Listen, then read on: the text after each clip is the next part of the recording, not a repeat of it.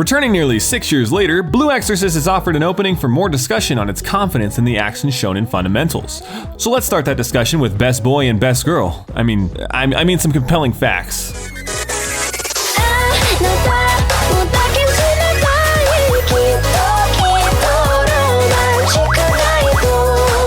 The main inspiration the mangaka Kazuo Kato had when creating Blue Exorcist was actually from a Brothers Grimm fairy tale. But no, not any actual fairy tale, rather the Hollywood adaptation in 2005 with Matt Damon, which had little to do with the original Grimm brothers' work. Kato-sensei said most of the inspiration specifically came from their fight with the monsters, and she wanted to take the film's concept and give it a more serious tone. She also just thinks Matt Damon and Heath Ledger are cute.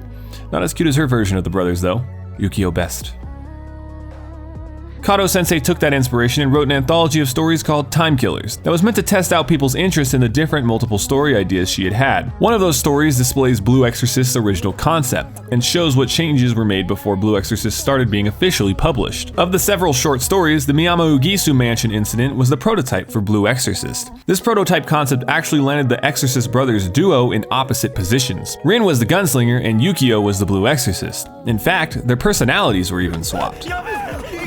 But as we know them now, they're still very different despite their shared blood. One is more serious and restrained, and the other more carefree and straightforward. And this relationship is actually based on Kato-sensei's own relationship with a friend of hers. In an interview, she said she based Rin's personality more on her own and decided to base Yukio's on her own bestie, since they would always get into silly arguments. She was so sure that she could write character conflict just based on her own experiences with her unnamed friend. Blue Exorcist's first season was Keigo Sasaki's first time as a chief animation director, and he said that his take on Blue Exorcist's action cuts was inspired by his love of older Gainax works, specifically mentioning the infamously talented Tsushio Animashi. He wanted to attempt to imitate even a fraction of the energy their animation cuts had possessed. This is why some of the action scenes took a more liberal perspective on the manga's paneling and almost felt Gainax-ish in their approach. Known for his work on a vast catalog of series such as Kill la Kill, Guilty Crown, Attack on Titan, Aldno Azuro,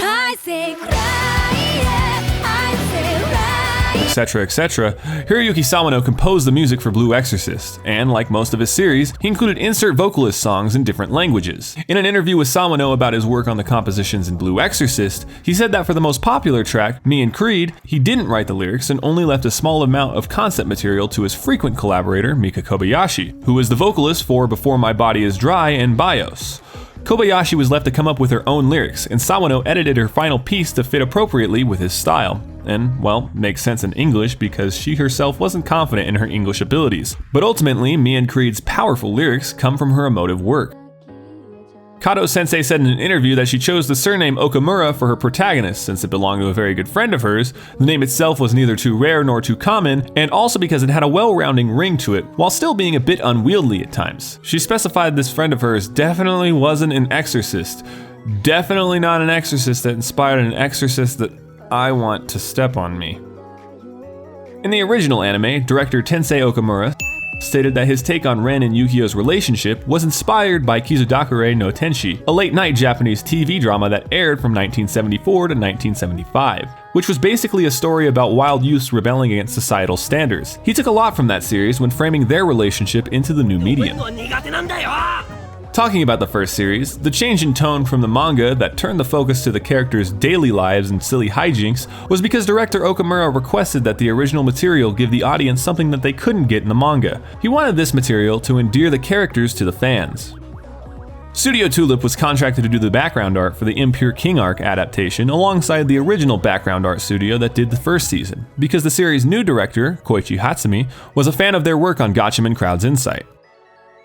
After attending the script meetings for the anime and discussing the overall direction of Blue Exorcist, Kato-sensei said that the writers, animators, and episode directors there influenced a lot of future arcs in the direction that she wanted to take the series. Their input even went as far to affect her idea of how she wanted to end the series. An ending that will probably never get animated, but hey, I'm just happy that I got to see Best Girl one more time. No, seriously, please step on me.